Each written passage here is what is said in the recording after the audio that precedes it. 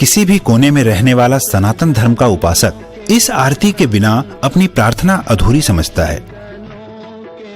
रोजाना करोड़ों लोग इस आरती से प्रभु की अर्चना करते हैं। एक एक शब्द आत्मा को स्पर्श कर जाता है।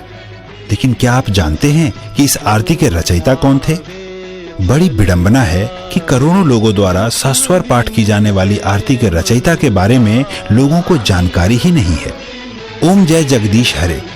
इस आरती के रचयिता का नाम है पंडित श्रद्धा राम फिल्लौरी, जो कि धर्म प्रचारक, लेखक, संगीतज्ञ, ज्योतिषी और समाज सुधारक थे।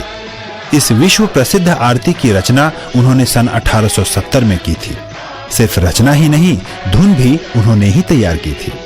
इस महान आत्मा का जन्म 30 सितंबर 1837 को फिल्लौर, पंजाब में हुआ था। इनके पिता जय दयालु जी एक प्रसिद्ध ज्योतिषी थे। बचपन से ही श्रद्धा राम जी इतने कुशाग्र थे कि मात्र 10 वर्ष की आयु तक ही कई भाषाओं का ज्ञान अर्जित कर चुके थे। लोग इस बालक की कुशाग्रता से प्रभावित होते थे, लेकिन किसी को मालूम नहीं था कि इस बालक की रचना युगों तक प्रचलित रहेगी।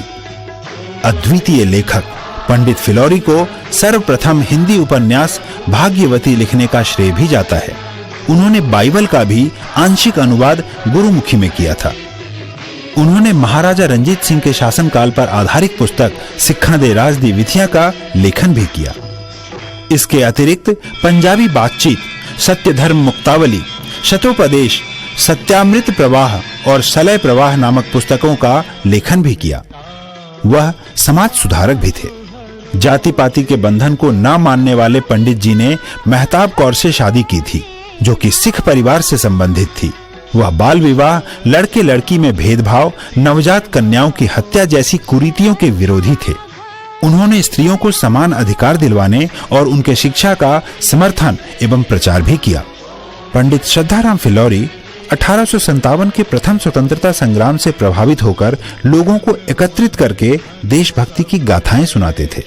अंततः ब्रिटिश सरकार ने उन्हें फिल्लौर से पलायन करने का हुक्म दिया। वह पहले अमृतसर और फिर लाहौर पलायन कर गए। अद्वितीय आरती के रचयिता पंडित श्रद्धाराम फिल्लौरी यद्यपि हमारे बीच सशरीर नहीं है, परंतु आत्म विभोर करने वाली जगत के ईश का गुणगान करने वाली आरती के प्रत्येक शब्द में उनकी छवि विराजमान है। महान आत्मा पंडित श्रद्धाराम फिल्लौरी के समक्ष